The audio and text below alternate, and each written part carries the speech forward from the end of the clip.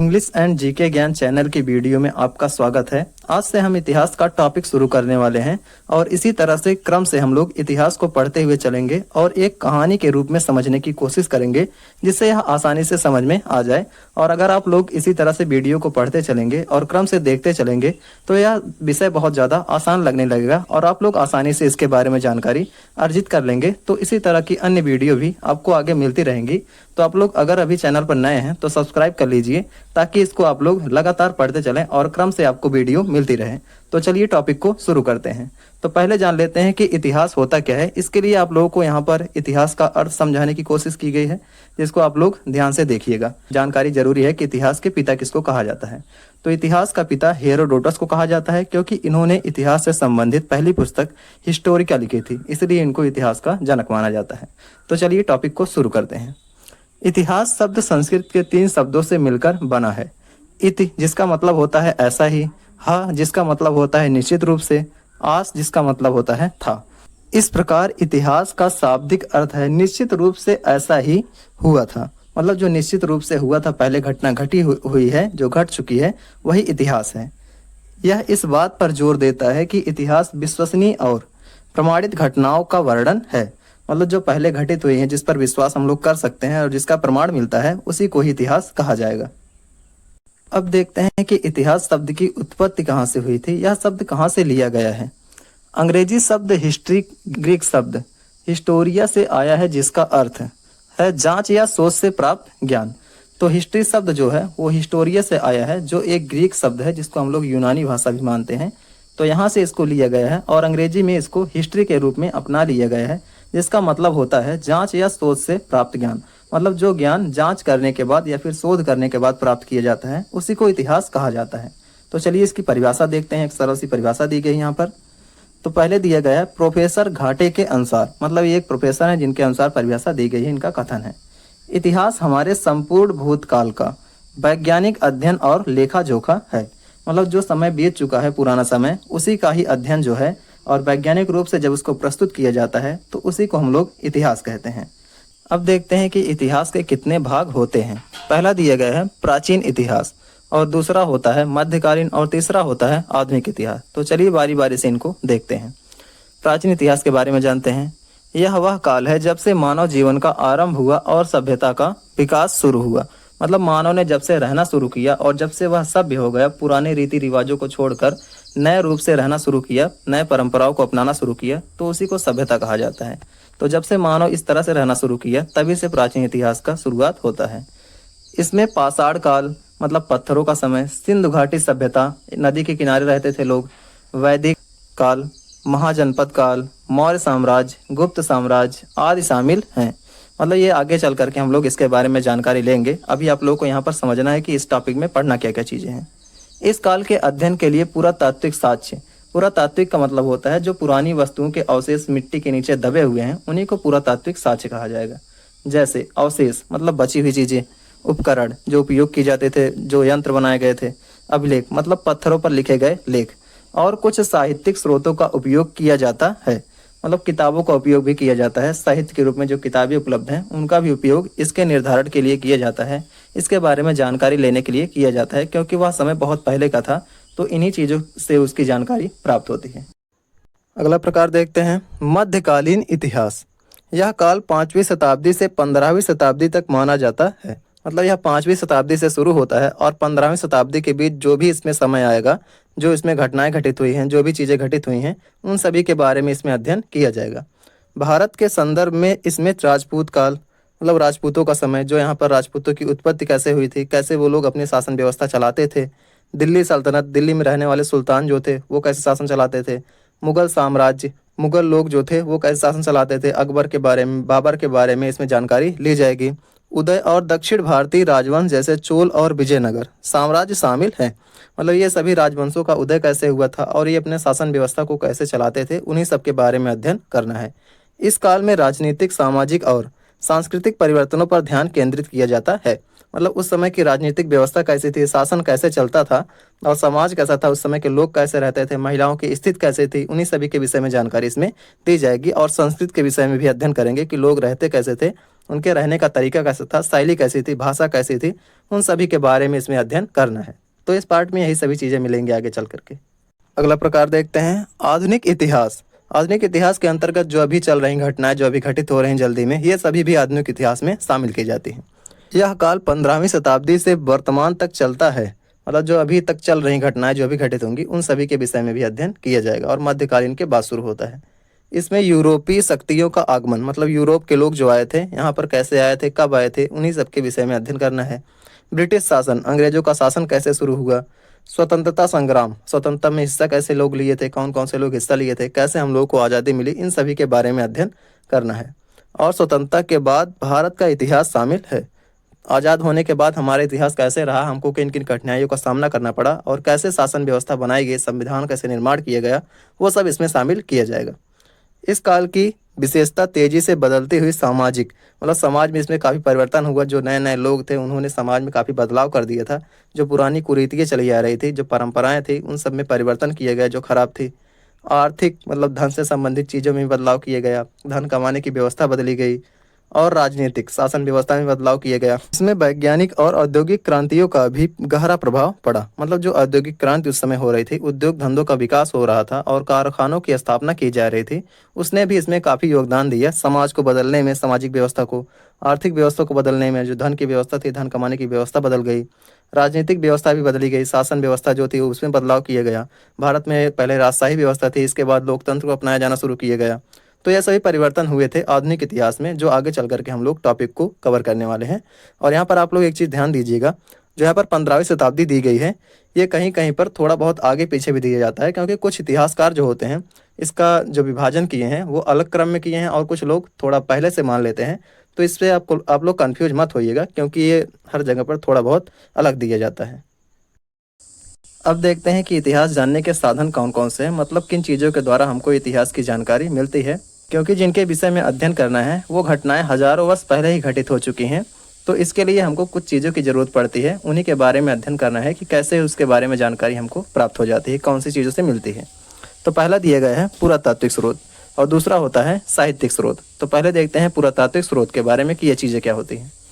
ये वो चीज़ें हैं जो ज़मीन के नीचे दबी हुई मिली हैं या पुराने समय के लोगों ने बनाई थी और वे आज भी मौजूद हैं, इनमें शामिल हैं।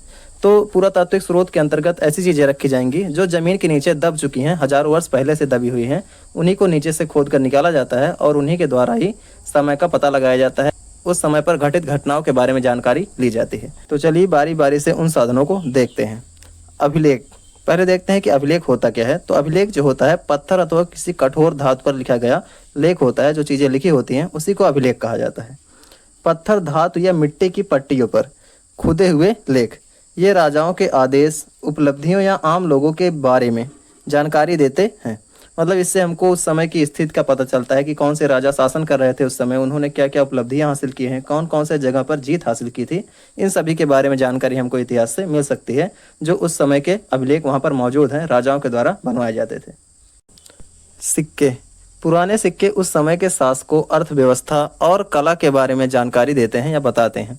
तो सिक्के जो मिलते हैं किसी स्थान की खुदाई करने पर, जब सिक्के प्राप्त होते हैं तो उससे हमको ये पता चल जाता है कि उस समय राजा की स्थिति कैसी थी। क्योंकि कुछ सिक्के जो हुए थे वो लोहे से निर्मित किए गए और कुछ सोने के निर्मित किए गए हैं। तो इससे पता चल जाता है कि कौन सा राजा अमीर था और कौन सा गरीब था, और कब वो शासन करते थे उस पर सन भी लिखा रहता था, इससे भी जानकारी मिल जाती है। और कला के बारे में भी जानकारी मिलती है कि कौन सी कलाओं का यूज किए गए। कुछ सिक्के जो बनाए गए हैं गोलाकार बनाए गए हैं, कुछ चौकोर बनाए गए हैं, तो उससे उस समय की कला के बारे में जानकारी भी मिल जाती है। स्मारक और भवन, स्मारक का मतलब होता है जो किसी विशेष घटना पर निर्मित कराए जाते हैं, जैसे ताजमहल हो गया, लाल किला हो गया, ये सब स्मारक माने जाते हैं। पुराने मंदिर, महल, किले, स्तूप आज उस समय की वास्तुकला, संस्कृति और समाज की जानकारी देते हैं। स्तूप का मतलब होता है जैसे गौतम बुद्ध से संबंधित कुछ, उनकी जानकारी से संबंधित, उनकी हड्डियों के अवशेष या फिर उनके द्वारा उपयोग में लाई गई वस्तुएं जहाँ पर रखी जाती हैं, जिस घर के अंदर रखा जाता है उसी को स्तूप कहा जाता है। तो इससे हमको उस समय की स्थिति के बारे में जानकारी मिल जाती है कि जहाँ जहाँ पर ये निर्माण किए गए हैं, उससे हमको इतिहास की जानकारी मिलती है। मूर्तियाँ और कलाकृतियाँ, कुछ जगह पर मूर्तियाँ भी मिली हैं खुदाई करने पर, गौतम बुद्ध की, अन्य चीज़ों की भी मूर्तियाँ मिली हैं, जैन धर्म से संबंधित या बौद्ध धर्म से संबंधित अन्य मूर्तियाँ भी मिली हैं। और कुछ आकृतियाँ भी मिली हैं, पत्थरों पर बनाई गई या फिर बर्तनों के द्वारा निर्मित की गई, तो जिससे हमको उस समय के इतिहास निर्धारण में मदद मिलती है। मिट्टी के बर्तन, खिलौने, गहने, मूर्तियाँ आदि लोगों के जीवन, कला और धार्मिक विश्वासों को दर्शाते हैं। तो उन आकृतियों को देखकर पता चलता है कि कौन से धर्म को मानते थे, किस तरह से उसकी पूजा की जाती थी। इन सभी के बारे में जानकारी इतिहासकार हमको बताते हैं। जीवाश्म, पुराने पेड़ पौधे और जानवरों के अवशेष हमें प्राचीन जीवन के बारे में बताते हैं। तो कुछ जीवाश्म भी मिले हैं, मतलब जीवों के अंश मिले हैं, पेड़ पौधों के अंश मिले हैं, जिससे भी हमको इतिहास निर्धारण में मदद मिलती है। और इससे हम पता कर सकते हैं कि उस समय कौन कौन से पेड़ पौधे उगते थे और कौन कौन से जानवर वहाँ पर पाए जाते थे। तो उस समय के बारे में जानकारी इनसे भी प्राप्त होती है। दूसरी हेडिंग देखते हैं, साहित्यिक स्रोत, मतलब उस समय की कुछ किताबें भी मिली हैं जिसके द्वारा हम उस समय के इतिहास का निर्धारण कर सकते हैं। पुराने समय के इतिहास की जानकारी हमको मिलती है। ये वो किताबें या लेख हैं जो पुराने समय में लिखे गए थे। इन्हें भी हम कई तरह से देख सकते हैं, मतलब ये भी इतिहास निर्धारण में हमारी मदद करते हैं, क्योंकि उस समय की जानकारी इन किताबों में वर्णित की गई है। कुछ किताबें जो लिखी गई थी वहाँ के शासकों के द्वारा लिखी गई थी और कुछ किताबें उनके दरबारियों के द्वारा लिखी गई थी, जिससे हमको इतिहास निर्धारण में मदद मिलती है। तो इसमें दिए गए हैं धार्मिक साहित्य, मतलब जो धर्म से संबंधित किताबें हैं, उससे भी हमको उस समय की जानकारी मिल सकती है। वेद, उपनिषद, रामायण, महाभारत, बौद्ध और जैन ग्रंथ का उस समय के धर्म, दर्शन और सामाजिक जीवन पर प्रकाश डालते हैं। तो जो वेद मिले हमको, उपनिषद मिले हैं, पुराण मिले हैं और रामायण महाभारत की जो संबंधित किताबें जो मिली हैं, उससे हमको इस समय की स्थिति का पता चलता है। जो इतिहास बीत चुका है उसकी जानकारी हमको मिल जाती है। अगला देखते हैं, गैर धार्मिक साहित्य, मतलब जो किताबें धर्म से संबंधित नहीं हैं। ऐतिहासिक ग्रंथ जैसे कल्हड़ की राज तरंगड़ी, मतलब उस समय के शासकों के द्वारा कुछ धर्म से संबंधित किताबें नहीं भी लिखी गई हैं, मतलब अन्य चीज़ों से संबंधित हैं। जीवनी जैसे हर्षचरित, जीवनी का मतलब होता है जो किसी अन्य व्यक्ति के द्वारा किसी दूसरे व्यक्ति के जीवन के बारे में लिखा जाता है। तो हर्षचरित भी लिखा गया है बाणभट्ट के द्वारा। कविताएं, नाटक और विदेशी यात्रियों के वृतांत, मतलब कुछ विदेशी लोग भी यहाँ पर घूमने के लिए आते थे, तो उनके भी जो किताबें मिली हैं उससे भी इतिहास निर्धारण में मदद मिलती है।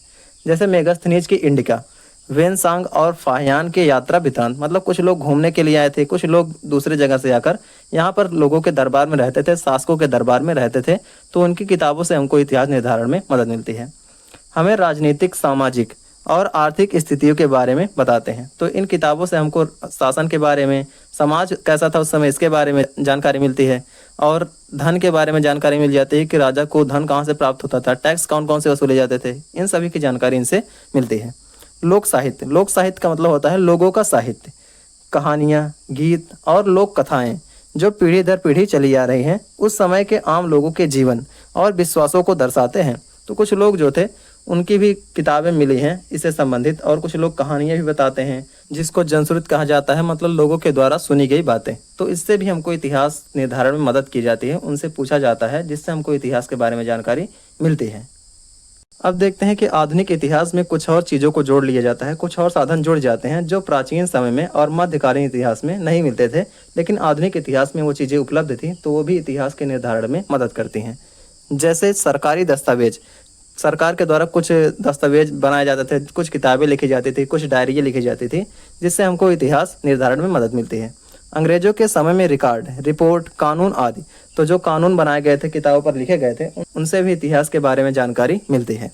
समाचार पत्र और पत्रिकाएं, तो कुछ उस समय पत्रिकाएं भी प्रकाशित होती थी, समाचार प्रकाशित किए जाते थे, लिखे जाते थे, तो उससे भी हमको उस समय की जानकारी मिलती है। उस समय की घटनाओं और विचारों को जानने में महत्वपूर्ण स्रोत है, मतलब कैसे कैसे विचार लोग रखते थे, क्या क्या घटनाएं घटित हुई थी, उन सभी के बारे में जानकारी समाचार पत्र और पत्रिकाओं से मिल जाती है। और भारत के अगर पहले समाचार पत्र की बात की जाए तो हिक्की गजट था, जो जेम्स ऑगस्टस हिक्की के द्वारा प्रकाशित किया जाता था। निजी पत्र और डायरियाँ, कुछ लोगों के निजी पत्र मिले हैं जो स्वयं के द्वारा लिखे जाते थे, और उनकी डायरियाँ भी प्राप्त हुई हैं, जिससे इतिहास निर्धारण में मदद मिलती है।